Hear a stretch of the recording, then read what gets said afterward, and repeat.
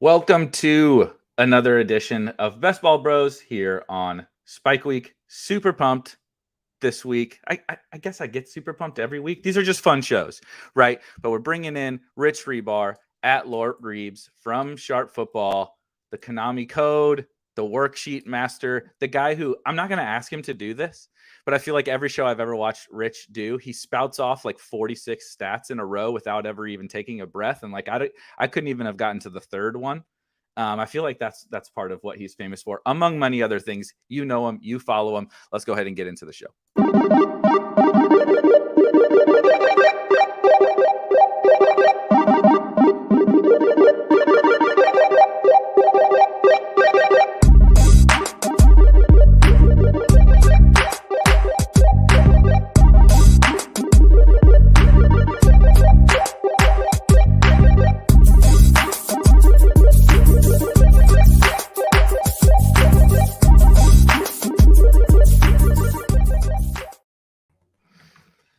All right, Rich. First question that everybody gets asked now.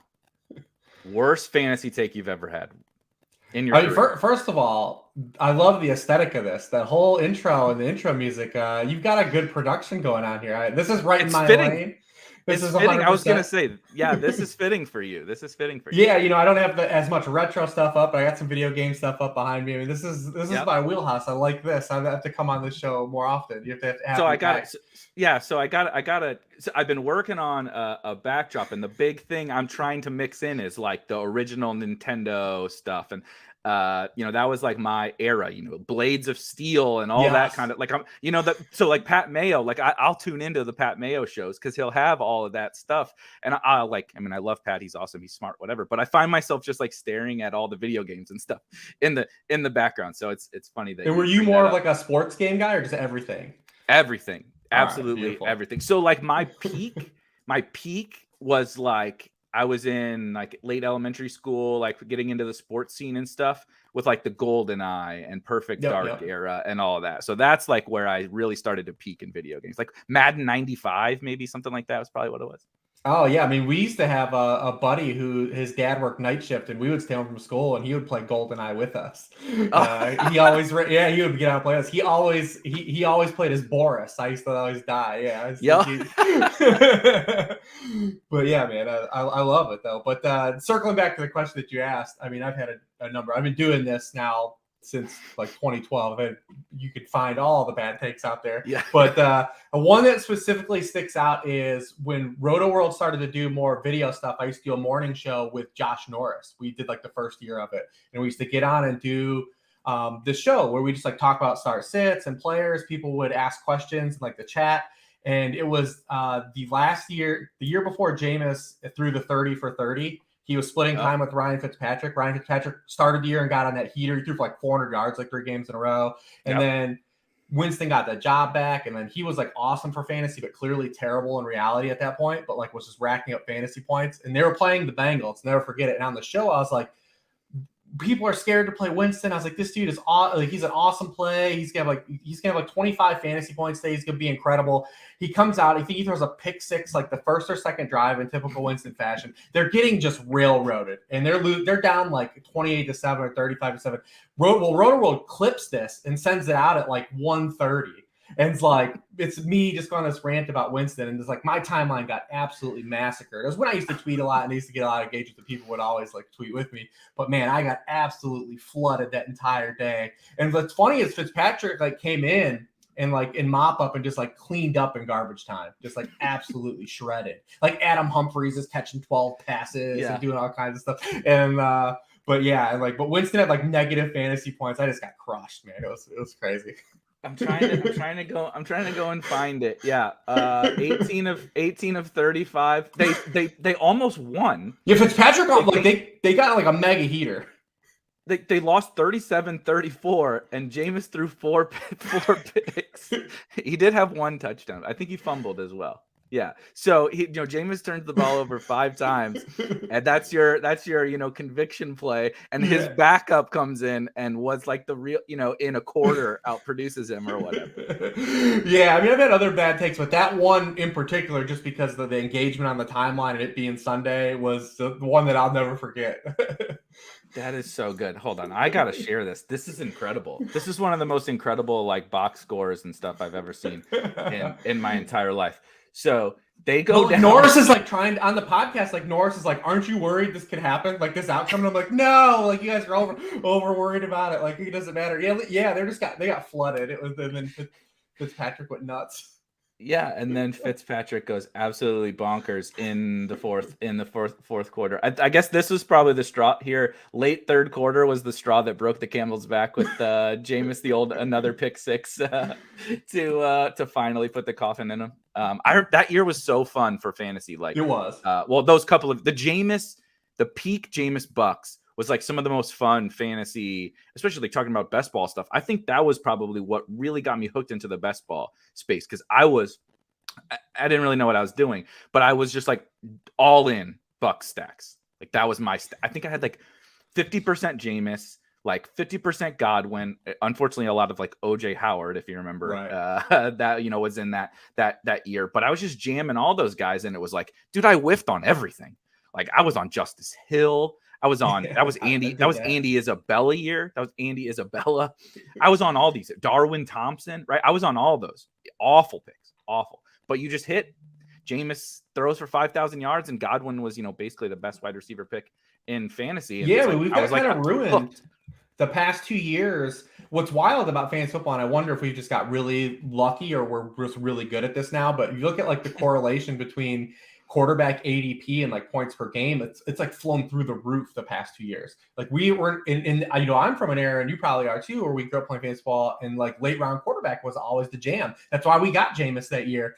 And he was like a 12th round pick. Yeah, and these past 2 years have been really rough on late round quarterback. It's the hit rate for those guys and guys that have come out of nowhere. We had 2 years ago Justin Herbert, who really wasn't even a draft pick.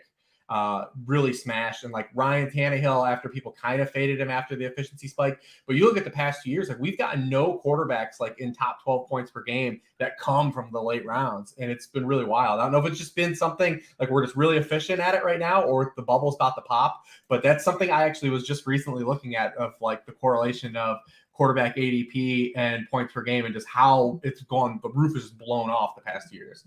Do you think it has anything to do with? I've been thinking about this too, because I'm already deep into these goddamn best ball drafts. In the first week of May, right? And you're trying to think through, because like now that's the thing. The market is so smart, not necessarily just on what you were talking about, but just in general. Everybody catches on, right? Like these elite quarterbacks are just blowing away the field, right? And so you're like, well, what if that isn't the case this year, right? And so like I've been trying to think through this stuff, and I do like a couple guys. Maybe we'll get into some specific takes later, but they're bad quarterbacks, shocker. But like, do you think it has anything to do with like the Drew Brees era is gone, Big Ben era is gone, Eli's gone, right? Go on down the list of those guys played for 15 plus years, all of them.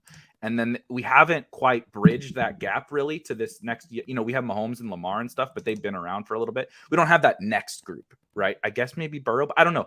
I'm trying to figure that out. Do you think it has anything to do with kind of like the end of an era? Like most of my life was this era of these quarterbacks, the Big Ben era, right? Yeah, I mean, you look at the quarterbacks that are early, mid-30s. I mean, you still have got Aaron Rodgers, who's still towing along, but back-to-back MVPs. And then the other guys are Matthew Stafford, who like everyone now loves, but everyone dragged for 10 years. And Matt Ryan, who's going through the same thing now. Like everyone's kind of discount how good Matt Ryan's been in his career, because he played at just like a legitimately hapless Falcons unit last year. But I think that Matt Ryan is going to be a productive player this year. The difference between now, though, is the era of football now with the quarterback mobility is just so different than it was, 10 years ago. And you look at the amount of designed runs that quarterbacks are taking in the NFL right now. I was just looking at this too. And it's still the last 2 years, they're just under 10% of all NFL designed rushes are by quarterbacks. So that's removing scrambles from the equation. And it's legitimately as high as it's ever been. And it's just athletes are more athletic now. Like, Carson Strong, I feel bad for him because he probably was an awesome pick in 1987. But, the Dan Marinos of the world, like those guys that's not the way the game's played anymore. Like Phillip Rivers is kind of like one of the last guys. But every guy that comes in, look at this whole quarterback class. And maybe it's a bad example because everyone hates this quarterback class, but every dude came with rushing ability. Obviously Malik Willis has Smith, but you look at Sam Howell ran for 800 yards last year. Matt Corral was a good runner. Desmond Ridder had like one of the highest RAS scores like in history. And you go back to the last year, all those guys were mobile as well. I mean, even a guy like Trevor Lawrence is a guy that has some ability, and Zach Wilson was a guy that ran a little bit in college. And it's just more and more athletes are playing position ever, and it's kind of just manifested the position. And until fantasy like scoring has like adjust, I mean, you still get that weighted ability of just being able to have rushing. I mean, everyone hates Jalen Hurts, but look at what he was able to do for fantasy this year. You get that high floor plus the ceiling. And if Jalen Hurts ever runs into any passing production, I mean, the volcano is going to erupt like it did for Lamar in his MVP season. Josh Allen, now that he's a good passer, because Josh Allen, people think like Josh Allen came out of nowhere. The year before his breakout in 2020, he was like the QB, I want to say 11 and like the QB 8 in points per game. But now if you tack on Josh Allen throwing 35 passing touchdowns, well, shit, what are you going to do? Like, you can't combat those guys. Right. Yeah. The Josh Allen thing is like, it's also so funny. We're just going to bring it up the chat, because if you're in the Spike Week Discord, we've been talking about Trey Lance lately because everybody likes to talk about Trey Lance. And apparently if I'm around, there's going to be heated discussions about Trey Lance, but he's an example where, look, where like everyone with a brain can understand like the risk. We might all assess that risk differently, but he didn't play last year, blah, blah, blah. Jimmy's still around, whatever. You've done a good job of outlining a lot of that context already. However, it's just like we forget because we get so attached to a name or a specific thing, right? Trey Lance didn't get to play over Jimmy G, and maybe people think he stinks. That's fine. But we get so attached to a name that we forget Lamar couldn't throw. Lamar was not playing over Joe Flacco. Okay. Right. At late era Joe Flacco. Josh Allen was a horrible college quarterback, like from an actual quarterback perspective, and was not good as a real life NFL quarterback until all of a sudden it just, like you said, clicked. But we forget that when the next guy comes and the next guy comes. It's been 3 years in a row. Yeah. Hurts, right? Hurts happened, and now it's Lance. And remember, everyone was excited for Hurts at this time last year. Maybe not at this time, but when the offseason opened and best balls first opened up, people said, oh, Jalen Hurts is going to be like this like secret dude. Like the rushing is there, and like he runs into any passing, it's been good. And then everyone started to progressively talk themselves out of it. Like, maybe the Eagles are going to draft a guy, so let me slow my exposure down. Oh, well, now they traded for Gardner Minshew. Like, what if that puts a little heat on some things? Like, I mean, even when Minshew played against the Jets, people were like, play him the rest of the year. People were like, we're legitimately out there like the Eagles should play him the rest of the year. And it's just like, it's just wild. But it was literally Lamar Jackson, Josh Allen, and Jalen Hurts right in a row. Now, these guys weren't late round quarterbacks, like we said, but they're people that had 1 foot in and 1 foot out, right? When you look at ADP, those guys that are fringe QB1s, like high QB2 area. But people talk themselves out of it because they were like, the perception was he's a bad quarterback. But the great thing with these guys is they can be bad quarterbacks and still be good for fantasy, or at least have a floor with upside for more. And that's all we kind of really care about. I mean, I really have no stake in like the Trey Lance is going to the Hall of Fame game. I just want him to start because what he does for football teams provides more fantasy points than what Jimmy Garoppolo does. And I want more of those players on the board. And if you're going to fail hard, like fail fast and fail hard. Like if Lance gets out there and he sucks and he literally can't complete a pass, that's fine. But failing with Jimmy Garoppolo is like failing slow because, he does make a lot of mistakes. It's kind of the crazy fucked up thing about the whole Jimmy Lance thing is like Jimmy isn't the game manager because he makes just as many mistakes as the dumb, new young kid that doesn't know what he's doing. However, he's like failing slow. It's like, we're not going to put too much on his plate. He's not going to throw the ball down the field. We're going to just ride through our guys. And we don't really know what's going to happen, right? We've intentionally capped our ceiling. If we fail, we're going to find out in the playoffs, right? And we don't know. Saw it last year when people were dragging Lance when he got to play against the Texans. He legitimately had the most completions of like over 10 air yards of the 49ers had in like 4 years, which is crazy in a game to think about. I mean, Garoppolo throws a lot of interceptions because that's his game. He's throwing over the middle of the field in traffic always. Where you think about, you take those deep shots and your completion rate might drop, but like you're not throwing a lot of interceptions on those plays. Matthew Stafford was kind of the exception last year. Like a lot of his interceptions came on those 50-50 balls like downfield, but he was really good in the intermediate areas. So Garoppolo's always had a really high interception rate in context of the NFL because of that because that's the way you're forced to play games. Whereas at least Lance offers you the upside to do some things. So I mean, it is frustrating. The whole Discord is what I don't get. Like, like Jimmy, people are like shocked Jimmy Garoppolo is still on the 49ers. And that's the part I don't get, because you have a guy that he's a $24 million cap hit to any team that trades for him. Now they could restructure, but that's a hypothetical that people latch onto. But he's $24 million to anyone that trades for him. He's got 2 injuries. He had a shoulder surgery to where he can't throw till July, and he has a hand injury as well. And he's also probably more valuable to the 49ers than any other team, or at least like 28 of the 32 teams. So I mean, it's not shocking that they haven't found a taker for him. We're seeing the same thing a little bit with Baker Mayfield, who had a shoulder injury, but the whole league knows the Browns can't do anything with Baker Mayfield. They can ride the only option the Browns have are to ride this out and have this thing drag through a player that doesn't want to be there. They've made it clear they don't want him there.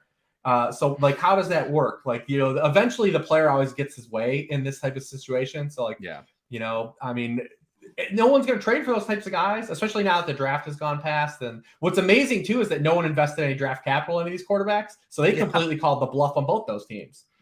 Yeah, 100%. Like, remember what was the report from Lynch that was before a month before the draft or something?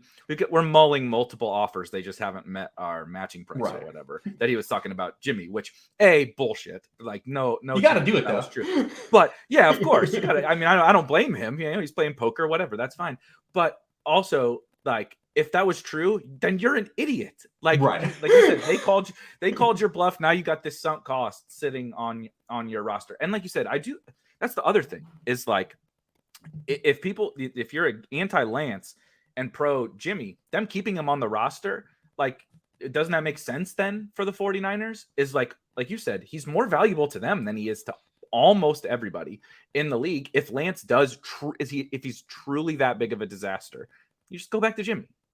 And they got hopefully ride it out with Jimmy and get lucky in the playoffs. Like, I don't know. It just doesn't seem like that. It's one of those polarizing situations that we latch onto every year, right? You mentioned last year, the Jamar Chase drops something last year. We get those situations. We just had a video of Tua last night. See we're almost hitting that season, right? Where OTA season, remember 2 years ago, CeeDee Lamb made that one-handed catch and his ADP spikes. We're almost there though. Like, we're going to use, because this stuff impacts ADP, especially like immediately, whether there's you don't even need an injury. I mean, you could just have a great camp report. Roto World runs the blurb. Evan Silva tweets something about a guy, like, and it spikes ADP for a week. It might change it. And those things, where in the context where you're drafting a bunch of best ball teams, like where you are and where you draft those teams matters. I mean, we talk about Lance right now. So Lance has been kind of moved down to being like a universal, like, fringe guy, right where those other guys we talked about were going.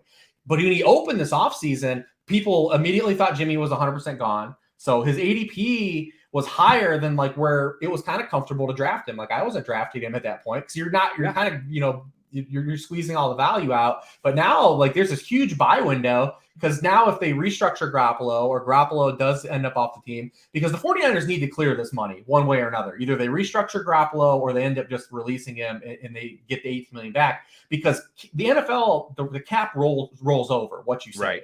And they've got 2 massive extensions. One they're trying to get done with Deebo Samuel, and then one with Nick Bosa. Like, that's big money that can be allocated somewhere else, where it's hard to have a backup quarterback on your roster for $27 million, as convenient as it would be to have him behind Trey Lance. So, but to Garoppolo, it's just maybe he restructures and does something that way. We haven't seen it. We don't know. But now we got this huge buy window for Lance, because I'm very bullish that no matter what, he's going to be the week 1 starter. Now, you can throw into a range of outcomes to where, like, he falls on his face and they have to go somewhere else if Jimmy's still on the team. But I'm very bullish he's going to be the week 1 starter. Every signal that they've talked about in interviews and everything, like, they've talked about not hindering him starting this year. Garoppolo's not even going to throw until like training. So he's going to get all these first team reps. He's going to have all this runway. And then you tack that on to the investment of trading 3 first-round picks, not playing him yet. Like, it's all of that. Like, I'm very bullish he's going to be a week 1 starter. So I want to buy as much as I can on this dip. I got him at QB 17 in a draft just the other day. And like, that's where I want to soak it all up, because I wasn't buying early. I want to soak all that in right now. Yeah, that's just the crazy thing to me is regardless of how you feel about any of this, if you have a different, like you said, a different range of outcomes, a different probability assessment of his week 1 start, whatever. How there's so few guys, like you've outlined the quarterback landscape. We talked about, kind of how good we are at drafting these quarterbacks. There's one of him, right? There was one Jalen Hurts, there was one Josh Allen, there was one Lamar Jackson. Now there's one Trey Lance. No guy with that nuclear ceiling exists at that cost anymore. So, I don't really care what you think.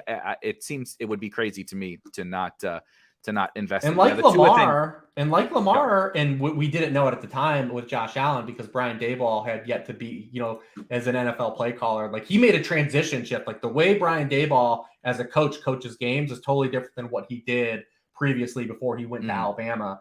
But you look at Lance too, he also has like the infrastructure like Lamar had. When you saw Lamar with the Ravens, you're like, oh, the Ravens are a well-run organization. They're going to put him in every like successful opportunity to max this out. And that's kind of what Lance has, because the other guy kind of in that area is Justin Fields, where you can tell yourself like it exists, but like also his situation is garbage. And it doesn't feel like he doesn't have that insulation where like, you're like, Lance has Deebo Samuel, he has George Kittle, he's got Brandon, he has a great play caller and play designer. Like all those things exist. He plays a competent defense. Like there's all these advantageous things lined up for him as well. That I just feel like people are just like, well, he sucks, and I don't want to draft him. So right.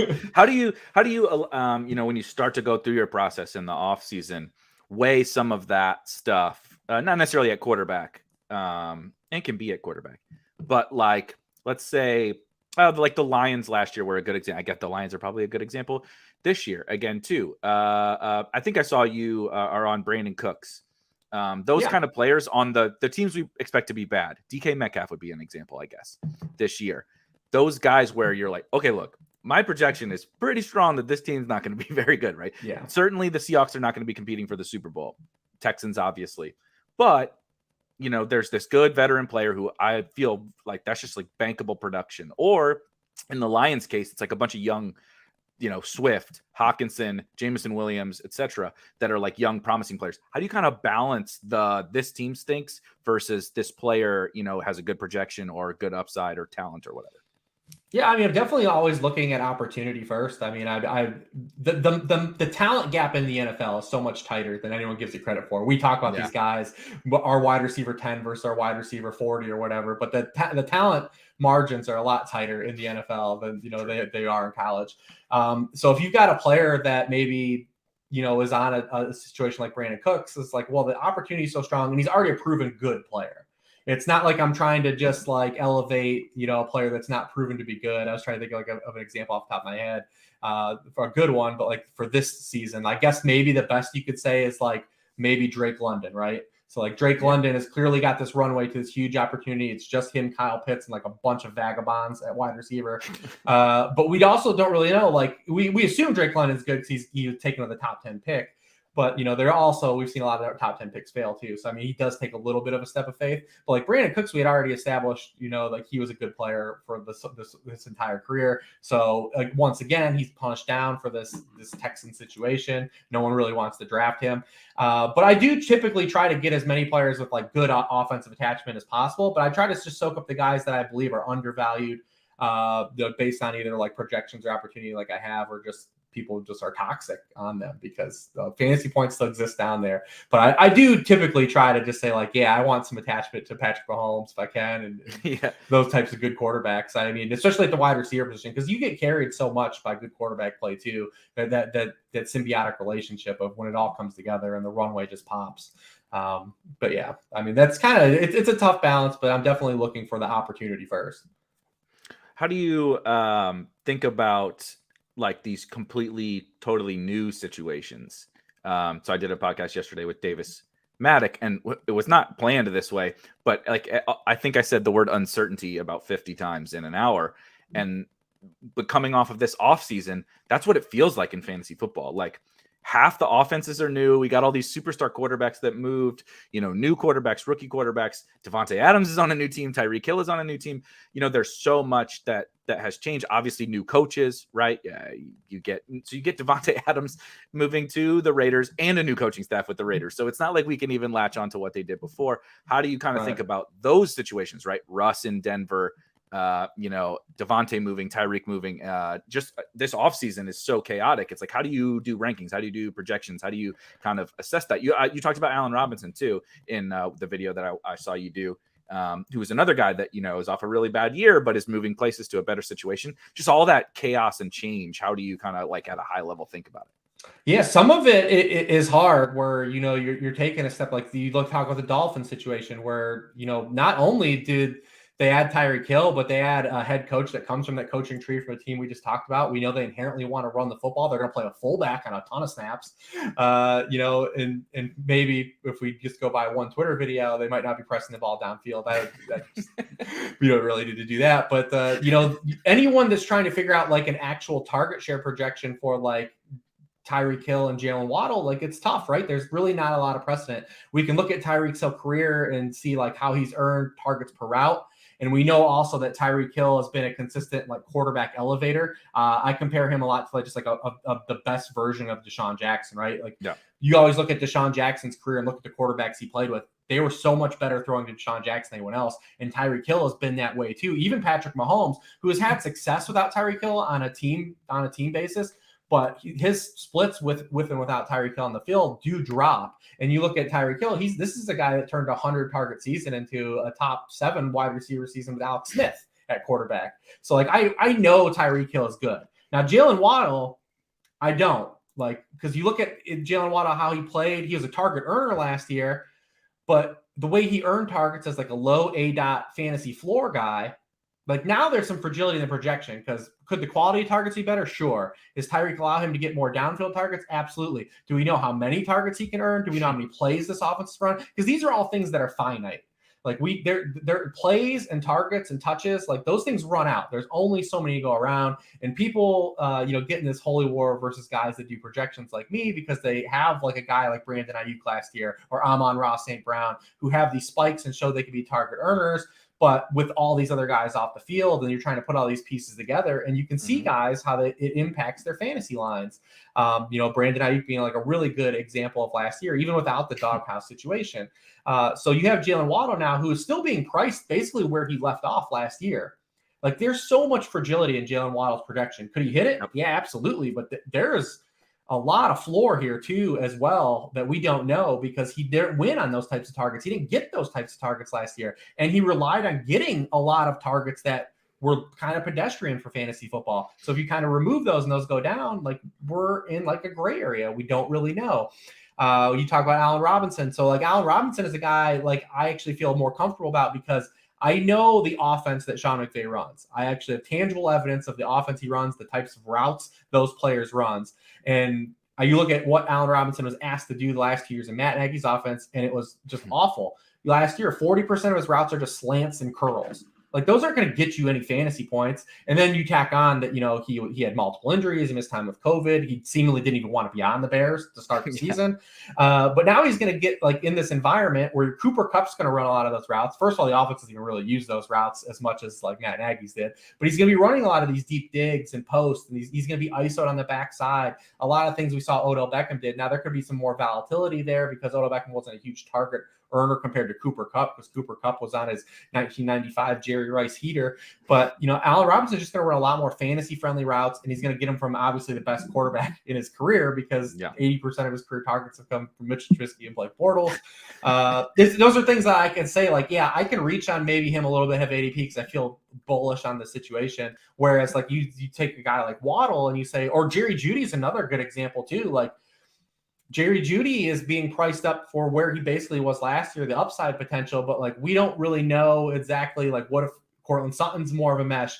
Also, when you look at Russ, what he had with Seattle, you can't just bring that over to Denver because he had two good players in Seattle. He had DK Metcalf and Tyler Lockett. Now he has a viable, like Tim Patrick's way better than any other player that was behind those guys. KJ Hamler's better than any other player of those guys. Albert Okwuegbunam is way better than any of those guys. They've got better running backs than Russ had. So like we can't just say, oh, Jerry Judy's the new Lockett and Sutton's the new DK. Yeah. That's not transitive property. We don't know. Right. And then you factor in Nathaniel Hackett, the new system. Like there's a lot of moving parts. So I'm more like I'm seeing Jerry Judy get pushed up, and I'm like, well, yeah, I would like to be bullish on Jerry Judy. I like the talent, but like, all right, all the values definitely run out of there right now.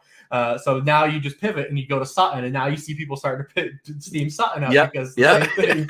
And so now we're gonna wait for Judy to come back down because we weren't drafting Judy earlier in the year. We hope he comes down so we can get some Jerry Judy on our team. But those are all things like we make projections, we try to do the best of our ability, but you have to run range of outcomes on when those type of situations. So you have to factor in the cost of when is the juice worth the squeeze. And right now with Jerry Judy, you can't talk me into taking him where he goes now. I wish him for the best. I got some dynasty teams that really hope he smashes, but like there's no value right now in taking him. Yep. And there's, like you said, it is so funny. Again, we're in May, and I'm listening to you talk this life cycle of the Broncos wide receivers through, and I'm like, yep, we've already done. Like last year, this was like an August conversation where it was like, okay, we did the Ayuk thing. Now it's time to hit Debo. Right now, I'm trying to think of. We actually did this with. Oh my God, I'm blanking on a different team. But anyway, same thing, right? Somebody gets steamed. And then everybody's like, okay, I think we might have jumped the shark here on this young breakout guy, Visca, right? Laviska Shenault is the bit guy. And then you're like, okay, maybe now it's right. DJ Chark, they flipped. Laviska Shenault went from a 11th or 12th round pick, whatever. I know that there's, the meme purposes of some of why that happened. But DJ Chark was like 7th or 8th round pick. They literally completely flipped. And it was like, okay, this has gotten a little bit out of hand here, and I guess if you liked Marvin Jones a little bit cheaper, same thing, obviously really none of that worked out, but it was kind of the similar situation. Right. How sure are we, that Laviska Shenault and Jerry Judy are these superstar wide receivers on this team now? Like, I'm not sure. So let's go get this next guy. The question, I'm going to pivot a little bit here, but I'll let you tell. Jimmy asked about, you always got the C hat on most of the shows that I see you do, and Jimmy and maybe some other people have the same question. It's definitely not a Coastal Carolina hat. No, they're Block C, old Cleveland Indians hats. I don't wear them for the Indians who are now the Guardians. I'm from Cleveland. I live here, and I like it. The Block C because it's not a logo. It like kind of makes like I'm representing the city. Because I tell everyone, man, like come back to Cleveland, give Cleveland a shot. As Midwest City, it was terrible like when I was in my early 20s, but it's like a legit good like faux big city right now. There's a lot to do downtown. The food and beer scene is great. I feel like that's what really kind of transitioned a lot of faux big cities like St. Louis and Cleveland, even maybe Detroit a little bit, is like when beer and food culture like exploded, it allowed a lot of those Midwest cities to just kind of like take off because people were like, oh, now when I travel, I want to go eat at this place that was on Diners, Drive-and-Drives or whatever. And, not go to Applebee's or a chain restaurant. So like that, like it helped a lot of faux big cities up big time. But Cleveland's a great city, man. I love it. I don't say that just because the cost of living is amazing. It's actually improved greatly over my time here. That's how I feel about St. Louis too. It certainly has its, has its downfalls. I have my guy Darius Miles jersey on the wall in the back, and he's from East St. Louis. And you still don't want to drive through there. Definitely not during the evening. You don't want to drive through there. So there are some down parts to it, but I totally agree. Like I've seen this cycle in my life. Like when I was young, we didn't go to nobody went to downtown St. Louis when I was young, and you didn't have friends and family that lived there. Like no way. Why would anyone do that? And there's just been this evolution. I mean, there's a craft brewery on like every street corner in St. Louis, and all these little hipster areas with restaurants, like you said, and it's so much better. And I feel the same way. I don't. No offense to anybody, in the New Yorks and the Bostons and all that. I still like enjoy going to those places, but like I want to experience the Clevelands, right? Like you said, and some of those different. I like the phrase faux big city because that's exactly what it is. It's much closer to small town than big city, but it's kind of enough of both to fit. So, did you say were you born and raised in Cleveland and lived there your whole life, or what? Yeah, I was born just outside of here. I went to school in Ohio still, in Toledo, and I lived in Columbus for a number of years, but I never really ventured out. I wish I would have lived other places. I do. It's one of the things in my life I wish when I was younger I lived more places.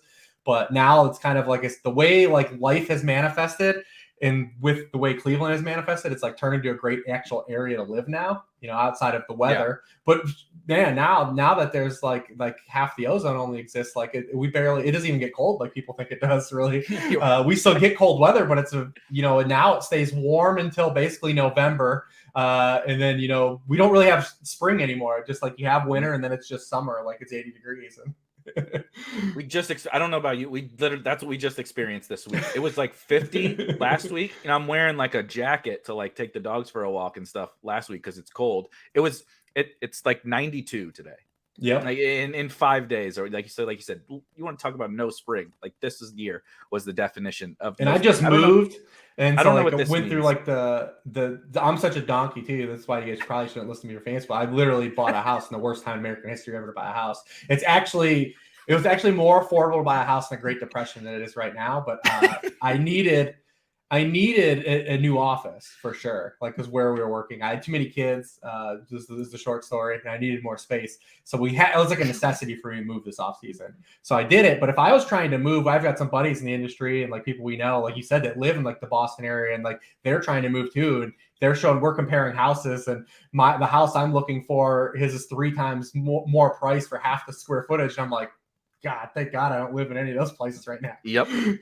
I went through that. So I think everybody pretty much knows, but like this whole like Spike Week thing came from because I'm employed by Roto Grinders. So I started my career in like the whole DFS space with Roto Grinders 5 years ago. And when I got hired, I was actually doing mostly project management stuff, not content related stuff when I first got hired. And part of the agreement when I got hired on was that we would eventually move to St. Louis. She was my fiance then, my wife now. And this is back then, so 5 years ago, we start looking at houses in Nashville, and it is like triple what we would be paying. Like it was obscene, absolutely obscene. And so we kind of just like kept kicking the can down the road. And eventually Cal Spears, shout out Cal, if anybody knows Cal, he's no longer around because he's doing pretty well for himself, but those guys did all right. Those guys, the CNC factory. Yes, everybody did quite well at RG with the BC acquisition. But I kind of just kept kicking the can down the road with Gal and like not mentioning it ever. And eventually he was just like, "It's fine, just stay there. It's no big deal." And then I guess I'm just I think I'll never when I'm on my like gravestone, it's gonna be like this dude was just a luck box. Because we moved houses right at the beginning of the pandemic. Like literally like started getting our old house ready to move like after Rudy Gobert touched the mic, he touched the microphone and we started getting the old house and moved. And then it was just like overnight, the market just went totally nuts. So we got super, super lucky. And I think back to that because the same thing, I couldn't do what I do now at our old house. So like if I had to try and do this, I can't imagine what it was like and what it was like for you to try to navigate all that. Man, it's rough. I feel for everyone out there house hunting at this time, man. It's rough out there. So I think I've heard you tell this story, but I'm not entirely sure. How did you even like get started in the fantasy space 10 years ago or whatever it was? What was like how did we get to this point now where you're doing what you're doing? Yeah, I mean it's nothing incredible, but I'm not a huge social media guy. I always hated it, but I had a buddy that was like, "Dude, just get Twitter. Use it for the newsfeed." And I was like, "No, I'm not doing that." He was like, "Just do it." And I got it. I got Twitter, and literally I'm looking at like all this like content that's going on. At this time, I'm a huge fantasy baseball guy because obviously my background, like this stuff didn't exist in fantasy football the way fantasy football is covered now. In 2010, this is not how fantasy football was covered. And that was like a big transition is because people weren't doing that. And I kind of saw like an end to that. And I remember telling my wife, I was like, this is terrible. Like, where people are like paying all this to go to these sites. And like, this is the advice they're getting. She was like, well, if you think you do better, just do it. And I just started putting stuff out on Twitter, like stats and like different kind of like thoughts, like you see a lot of people do now. And luckily at that time, there was this website called NFL Retweet at the time. And the guy would just like retweet all my stuff, like about like stats and stuff, because he wanted it on his feed, because most of the stuff was just like goofy fans, hyperbole stuff. But he wanted that because I have like some legitimacy, like to some stats and stuff. And Denny Carter followed the site, CD Carter, and he was just like, hey man, do you want to, like, I saw you're putting out these stats. Do you want to like come write some articles for us? And I was like, I don't know, I'm not a writer. He was like, it's fantasy football, you don't have to be. I was like, cool. Yeah, cool, man. And so like I started like just putting out some content there. I was getting $15 an article for the first time while I was working my full-time job. Thought it was just goofy and fun. And you have some decent content and some hits, and you build up some things that happen. And you put out the Konami Code article. Obviously, JJ helped me out a great deal. We're going to have to pour one out pretty soon because the number fire domain is expiring. So that article is going to cease to exist pretty soon. But it's had a good run. But yeah, basically everything circles back to just Denny Carter, man. Denny Carter was he found me. He gets still 10% of everything I make. And all the shit you guys give Denny, he's the one that brought me in the fold. Yeah, I don't know Denny like really personally. It's a Twitter, like most people. That's what had Josh Norris from Underdog on last week, and we were like, yeah, my friend. When you tell a story to somebody like in real life, like an actual human, you're like, oh, my friend, and they're like, oh, your friend. I'm like, yeah, my friend. I talked to him on Twitter. And they're like, what do you mean your friend? Like you barely even know what his voice sounds like. Like maybe it's Levitan. He doesn't even look like that in real life anymore. Levitan's profile pictures from 20 years ago. So like those are your friends. But that's what I would consider like the majority of our group. How long have you been now? I remember when you went to Sharp to Sharp Football, and how long have you been there now? And the people got to know what it's like working with Warren, because Warren is a trip. This is my 4th year with Warren, but I quit my full-time job when I was 35 to work for NBC. Evan got me hired at Roto World, which was huge at the time. So I got to go work for NBC, and then it just kind of, manifested into this kind of time and place where like more people were like creating their own sites, branching off and doing their own thing. I left the same time Evan did. Norris left. I mean, that was like a Roto World purge in a sense. Because Norris left immediately afterwards. It was rough. It was rough out there. Ray ended up quitting, and he's back now. But they've hired a bunch of good people since then. But so working with Warren, like, came along to like, through Evan again too. Like we didn't really have a relationship. We followed each other on Twitter. But he wanted to create the site with Evan, and Evan and Adam actually, ended up doing their own thing. So I was kind of like the next man up and kind of took the opportunity, which was cool. And, because I get to, have some freedom of my own where I'm not under like a huge corporation, get to make a little bit more, and get to create the content I want to create. And he just really kind of wanted someone to run like the fantasy side. But one of the big reasons I wanted to work with Warren in the transitional phase is because I saw where like betting was going, and the legality of betting and sports betting. And most sites just have like a fantasy donk doing betting content. Yep. And like someone could have hired me. I'm like knowledgeable enough to where I can put out passable betting content for sure. But like if betting was going to be this huge thing, like why not already work with someone that's an established bettor? Like, and already has like that market, and I don't have to do any of it really. And like that, we kind of already have that built in. Whereas fantasy sites are now trying to win people over for betting. Mm-hmm. How about just creating fantasy stuff on a content that on a betting site, like an actual guy that is involved in the market and he can move markets. So that was kind of the allure, was seeing kind of like the foreground of like, and it's still like the sports betting is still right now the smallest it'll ever be. It only continues to get bigger and bigger. So hopefully that continues to pay off, and Warren keeps crushing it. I can definitely speak to being in like the DFS and fantasy football space and trying to, that's the company that I work for. Better Collective comes in and purchase, and that's what is helping us is we weren't like, RG and the affiliates of our company were, DFS and poker actually. And, some of that, the gambling space, but not specifically sports betting. And then you try to branch out, and it's very difficult when you've carved your niche in like DFS, right? There's a crossover of users, obviously, but like, it's not that easy to just, like you said, you don't have like full-time sports bettors on staff. You don't have all of that. And so then like Better Collective for us came in, right? Bought the company And like, I mean, now we own Action Network and we own Vegas Yeah. Insider and all this stuff, right? And that makes it a little easier, right? Like the same thing for you. Like you're just teaming up with Warren, whereas we're teaming up with all these sports betting companies. And it's a whole lot easier than just being like, yeah, you know, you paid me for my DFS screenshots and now you should bet the Cowboys -7, right? Yeah, Like, exactly. It's very difficult. It's very difficult.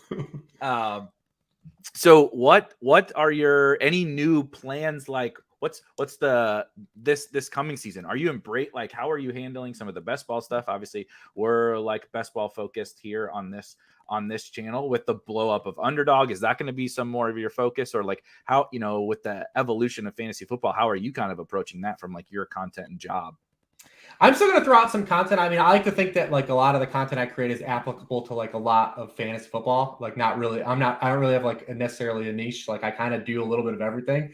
Yeah. So I'll definitely put some content that revolves around best ball, but I still like to look at big picture stuff. I like big picture ideas. I love like trends where the league is going and stuff like that. That's stuff like I'm generally locked into and I'll do over the summer. I also have to work on the book that Warren puts out every year, which we're working to get out here in early June. So that's kind of where we are now that the NFL draft is over.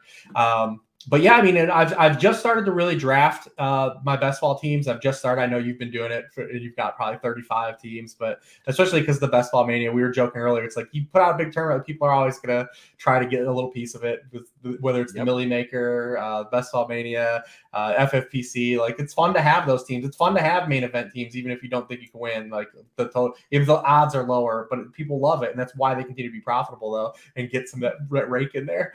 But I'm still going to throw some bullets. But I've been actually looking at like, so I had this tweet out last week. I'm starting to look at like best ball because a lot of people are doing different things for optimization. Obviously, lineup construction is a huge thing now, and a lot of people are looking at like stacking is like a big thing. I'm starting to look at like some players and not just like spike weeks, you know, no pun intended for the show, but like players that are determined to like that have spike weeks, but a lot of them like due to touchdown production and like guys that are typically better like in a best ball. And I had like a string of tweets on this. I think late last week, and like just like some initial thoughts on it. I'm going to turn them into an article though, but like I'm looking for players that have like high ceilings, but have a high amount of spike weeks, but also like are contingent on to where like they have terrible floors and way worse floors than people think. And you think of guys like Aaron Jones, right, is a great guy that no one really thinks about like in this way. Aaron Jones, since he's been in the league, he scored a touchdown in 53% of his games.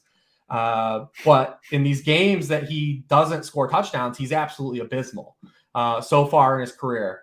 You know, he doesn't even have an RB1 scoring week and a week without a touchdown yet in his career. And he has fewer RB2 scoring weeks are better than Nick Chubb.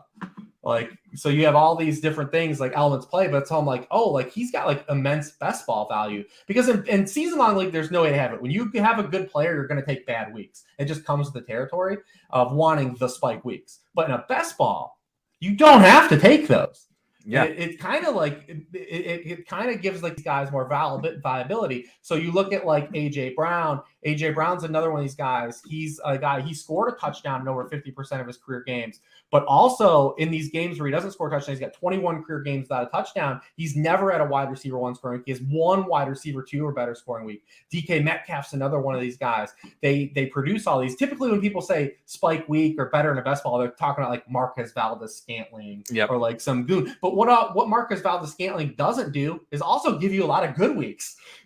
Like he is a volatile player, but guess what? You also don't get a lot of good weeks. So, you know, I'm looking at some of these other players under this umbrella, and like these are players that have like tangible ADPs. Like you're not going to get these guys for like cheap, but they probably have a lot more best ball viability than people think, and are a little overvalued in redraft leagues than people think. So I've been looking at some of these guys this past week, and I'm going to try to see if I can turn it into something here. I love this because the touchdown thing is so funny because inherently we know on Underdog, especially in best ball overall, because I mean you get 6 points if you get in the end zone, score 3 of those, and yeah, you had a good week, and we know that those are important. But especially on Underdog and half-point PPR, no bonuses, you know, it's so touchdown driven. It's a little bit more running back driven, and so people get really enamored with those guys, right? The Aaron Jones, like, well, look, he scores a lot of touchdowns. It's like, yeah, that is true, But what happens when he doesn't score a lot of touchdowns, and vice versa? Your point about AJ Brown. AJ Brown scores a lot of touchdowns, but even when he doesn't, you're not this second round pick is not killing you. He's actually still helping you, right? And those are the guys you really want, but no one ever thinks about it. Exactly like what you said. People look at it as, okay, Aaron Jones is a good best ball pick. Period, point blank, period. We don't talk about anything else. And then like the MVSs of the world are good best ball picks, right? But like what happens when, look, why did Cooper Kupp exploded? Because of more than just this. But when you go from not scoring any touchdowns to scoring 1 million touchdowns, like you become pretty good in the best ball format. And the volume was like generally there for Cooper Kupp. We knew he was good. So it was really a lot of a touchdown spike. And then, a little bit, obviously, extra cherry on top. Devin Singletary is like one of my favorite examples. It was like Devin Singletary isn't a better football player than he was last year. Like he had stretches of getting tons of volume before. And guess what? By being out there on a good offense, the touchdowns just spiked for a stretch. And we win, right? And he was still producing in some of those other games. Like, if you drafted like a 0 RB team, especially like, yeah, give me those 80 yards and 4 catches. Give me my 10 points and let's move on to the next week. And then he started scoring the touchdowns. And that guy came through. So I'm constantly thinking about, I love that. I'm going to have to go back and reread that, because thinking about different ways that players score points and those kinds of things, as opposed to like you said, everybody's stacking. Everybody's like, okay, 0 RB, hyper fragile, all that kind of stuff is like kind of played out at this point. But I think there's a lot we can do with, like, I would call that kind of like an archetype type of thing, Yeah, and that's basically, if you followed me, my work over the years, like that's my lane. Like player archetypes have always been my jam. Like understanding how players get used on the real football field and how that translates to fantasy points. I've always done my tiering that way. My tiers never match my ranks, and it always drives people insane. But the people that have always followed me for this long, like, don't give me any more shit about it, because it actually makes sense. Like, or at least, but now I've got the hive mind, and they actually, think it makes sense. But yeah, a lot of people have always followed that way. Like where I'm like, hey man, like, hey, Tyler Boyd is going in round 7 and he's the exact same player as Sterling Shepard in a different situation. Sterling Shepard's going around 13. Like that's how we get arbitrage, natural arbitrage. And it doesn't matter what you think of, like that player's better. They are used in the same capacity. The way they're used then has a effect on how they score fantasy points, and the gap shouldn't be this large between these players. And the one thing that is great about fantasy football and frustrating at the same time is we don't have control of when these like pockets of production come. Like Devin Singletary is a great example versus like best ball and redraft, because if you have Devin Singletary, like how many teams with Devin Singletary even got to have the best of his weeks where it mattered in the fantasy season? Cooper Kupp, obviously everyone got to experience that joy because it was so good all year. But for the large part of fantasy football is like great seasons are typically created by pockets of production that are good. Like Keenan Allen's been like he's made his whole career off of this. Keenan Allen will literally go like 6 to 8 games every season and not do shit, and then just have like he'll go ham for like 8 games, but they're always in different like sectors of the season. So like best ball, it's great, but in redraft, it's totally frustrating. Mike Williams was like that last year. Mike Williams, the first 5 weeks, yeah, a lot of teams with Mike Williams, well, probably week 1 they didn't even put him in their damn lineup, but then they probably started 4-1, 5-0, and then he sucked for like 8 weeks in a row. It's just like those are things we can't control the distribution of the points. Like it's that's one of the frustrating elements. But those things dictate fantasy seasons so much. When a player gets hot, when those points are accrued. Even Derrick Henry, because Derrick Henry teams, he missed half the year, but a lot of Derrick Henry teams had good records in redraft by the time he was out, and were able to kind of position themselves to still make the playoffs and then have a puncher's chance, depending if you had another player get hot then too. He still mattered, even for missing half the season. He still absolutely mattered for a fantasy roster. So there's a lot of things like that's the stuff I like to get in the weeds on. That's the things. Yep. Like I care a lot more talking about that kind of stuff than like, hey man, like we talked about earlier, like what do you think about Damian Harris this year? Yeah. Yeah, like that's and shout out to everybody that like does that work. That like, so I don't have to do it. Like, because that doesn't interest me at all. Like, yeah, do you prefer Damian Harris or Melvin Gordon? Like, I don't fucking know. Like, on one team, maybe one guy on one team, another, there's situations, maybe they both make sense. I'm not really, that's not my, like, same thing as you. Like, that's not my lane. I'm trying to assess the players that, obviously, particularly for best ball, right, is How do I find, like, that it's all archetypes for me. That's like all I'm trying to put like describe a player, remove the name, right, and describe the player on, like, okay, what is Saquon Barkley? What is last year Antonio Gibson? Like, kind of my new ish Antonio Gibson is like Javonte Williams. It's like, Right. if shit breaks right for Javonte Williams, like, wheels up. Like, I want him. Obviously, there's but you're trying to do that. Like, I spend my time doing that. It's like when people be like, are you drafting this player? Like, I don't know. Let me go look. Have I drafted him? And then sometimes I'm like, oh shit, I do kind of like this guy and I haven't taken him. And that's just how it goes, So there's a lot of those subtleties. So last few minutes, we're gonna pivot back away from some fantasy football because I want to hear about old school. Like, what's the old school sports takes, the old school fandom? Are you like strictly a Cleveland fan? What about college? And then like specific players, like a throwback to when you were getting into football. Could go to childhood or like adulthood, doesn't really matter.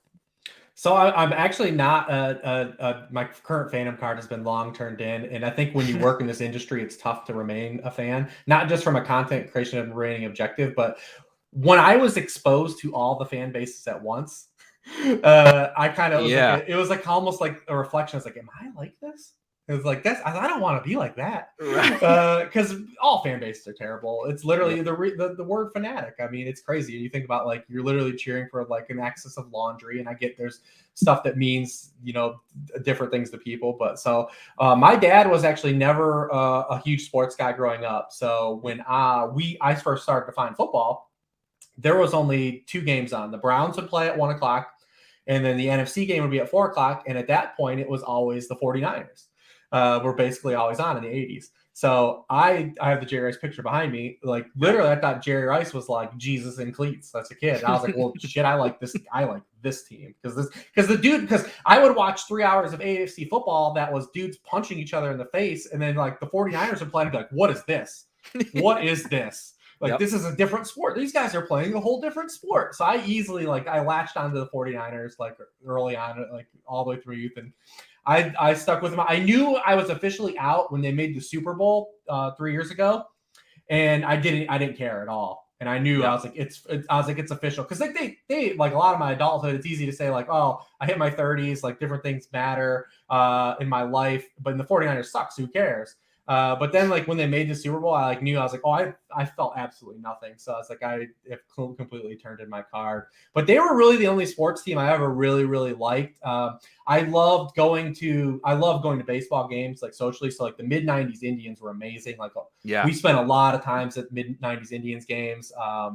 Watching Kenny Lofton and Jim Tomey and Manny Ramirez, Albert Bell, like all those dudes, they were so hot and they were so good. In baseball, I still love going to baseball. I have like no attachment to baseball. I know like maybe 8 players that play for the Guardians, but like I still love to go to the games because baseball is such a social event. Like, it's easy to go and sit with your buddies, hang out, have some beers and drink and sit out in the sun. Like, it's such baseball is still like the best like live sport for stuff like that. Like, maybe hockey's like the second best live sport, but like football is terrible live. I don't know why anyone goes to the football games live. It's terrible. It's a miserable. Maybe if you just want to get out and like the tailgating scene, like, that's cool. I'm totally cool with that. But like watching actual football in the stadium sucks. Oh, anyone does it.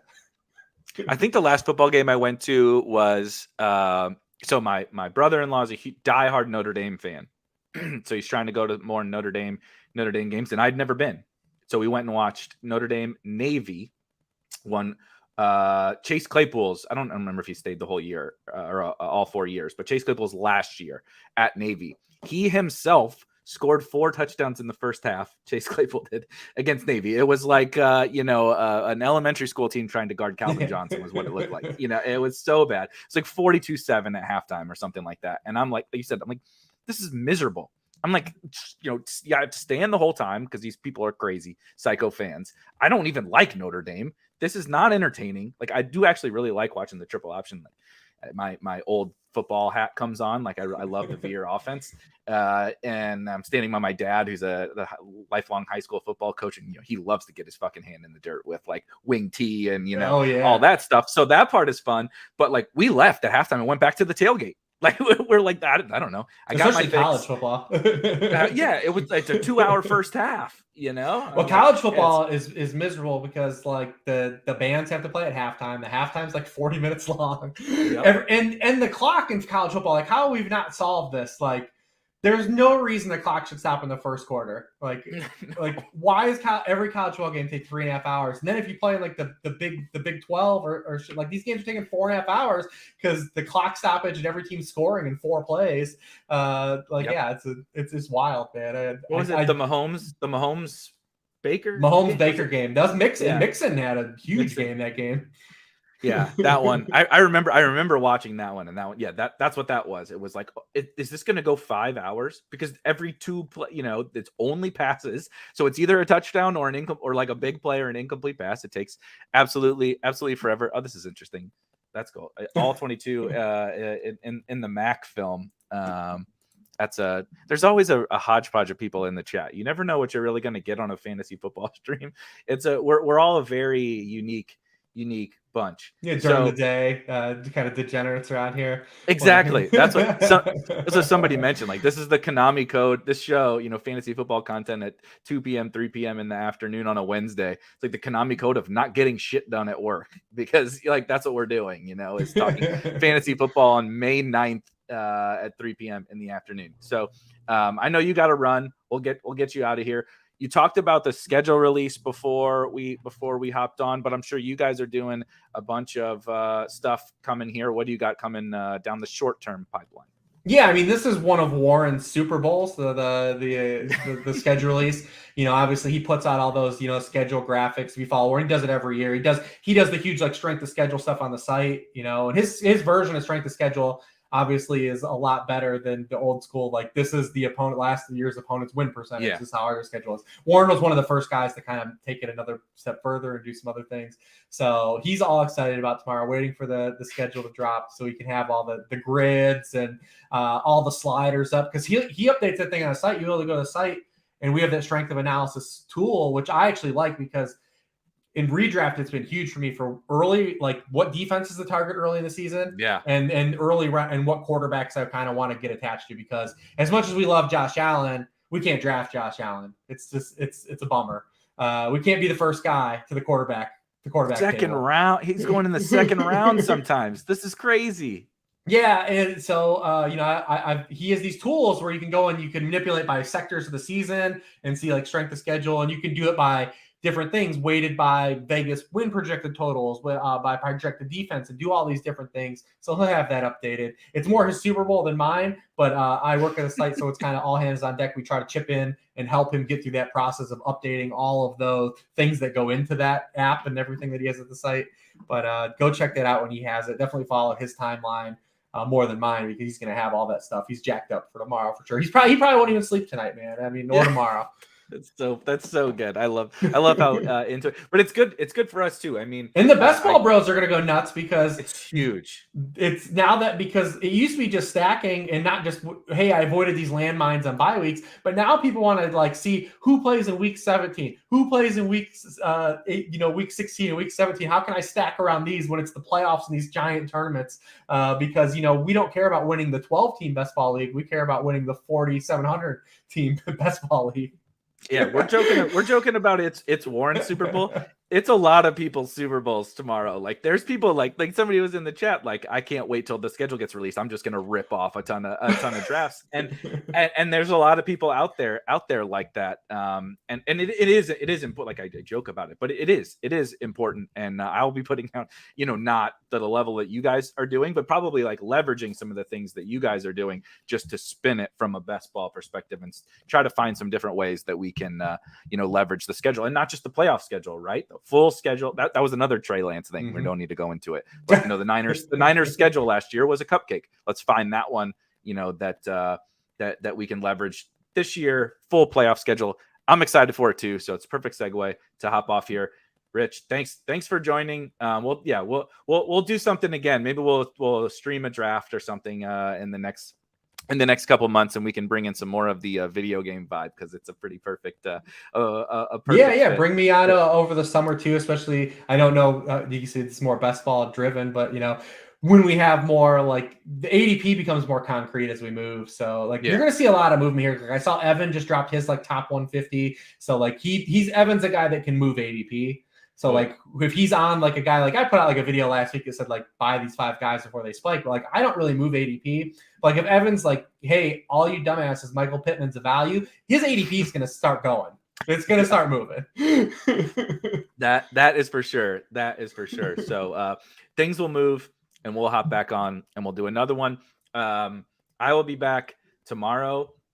We're gonna see how the NFL schedule thing goes. The plan is to have a strategy around the playoff scheduling. We'll see when they drop it and all that. But tomorrow, around this same time, I will be back. So for myself, and of course for Rich, I will see you guys tomorrow, and Rich will see you guys all throughout the summer. Later.